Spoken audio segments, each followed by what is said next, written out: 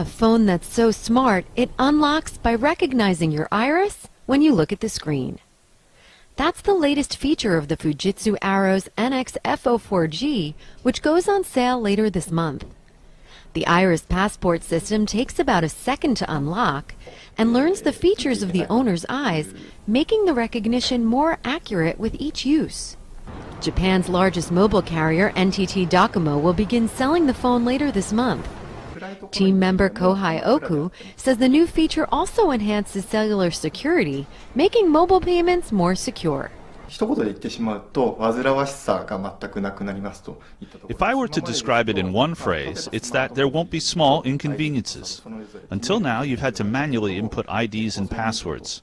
But if you use iris recognition, you can input those automatically just by looking at the screen. And I think that's a merit. The phone has infrared lights so that even in a dark area, it's able to recognize the user's iris quickly. Sounds good, but it's not for everyone.